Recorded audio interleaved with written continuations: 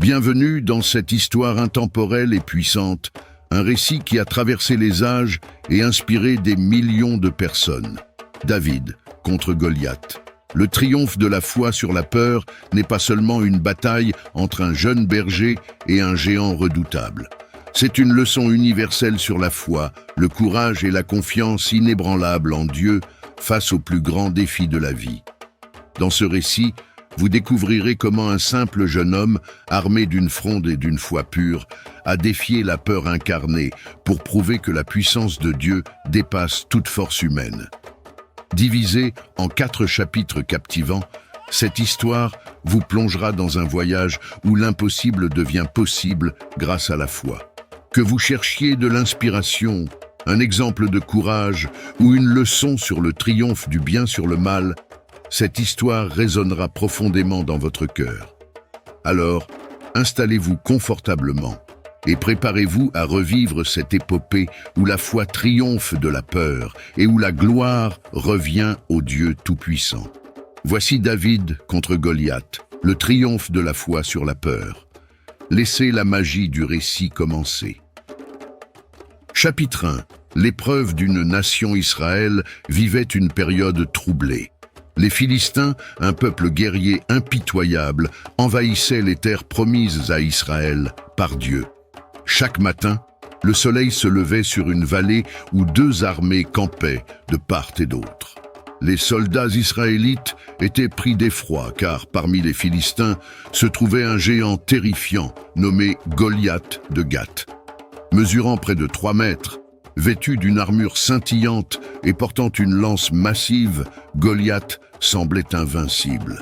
Chaque jour, il descendait dans la vallée et lançait un défi à l'armée d'Israël. « Choisissez un homme qui viendra m'affronter. Si je le tue, vous deviendrez nos esclaves.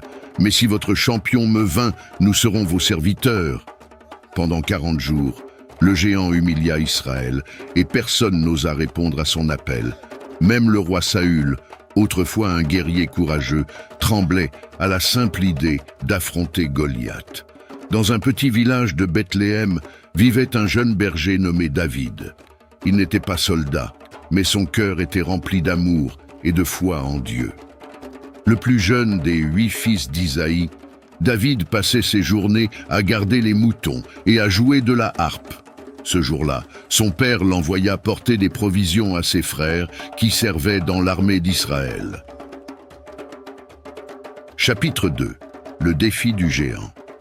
Arrivé au camp, David entendit les railleries de Goliath. Son cœur s'embrasa de colère sainte. Comment ce Philistin incirconcis ose-t-il défier l'armée du Dieu vivant? David, avec son audace juvénile, alla voir ses frères et les autres soldats. Ils se moquèrent de lui, le traitant d'enfant prétentieux. Mais David persista. Il alla jusqu'au roi Saül et déclara avec assurance « Que personne ne perde courage à cause de ce Philistin. Moi, ton serviteur, j'irai le combattre. » Saül, surpris, tenta de dissuader David. « Tu n'es qu'un garçon, et lui est un guerrier depuis sa jeunesse. » Mais David répondit avec une foi inébranlable. « Lorsque je gardais les moutons de mon père, un lion ou un ours venait parfois enlever une brebis. Je les poursuivais, les frappais et les tuais. Le même Dieu qui m'a délivré du lion et de l'ours me délivrera des mains de ce Philistin. » Saül, impressionné par la conviction de David, accepta. Il lui offrit son armure, mais elle était bien trop lourde pour le jeune berger. David la refusa, préférant son bâton de berger, une fronde et 5 pierres lisses qu'il ramassa dans un ruisseau. Chapitre 3. Le combat de la foi. Le soleil brûlant illuminait la vallée lorsque David descendit pour affronter Goliath. Le géant, voyant ce jeune garçon frêle, éclata de rire. « Suis-je un chien pour que tu viennes à moi avec un bâton?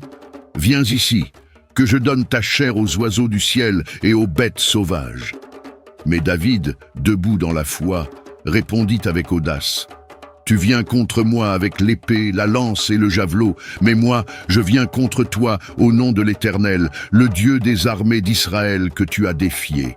Aujourd'hui, l'Éternel te livrera entre mes mains, et toute la terre saura qu'il y a un Dieu en Israël.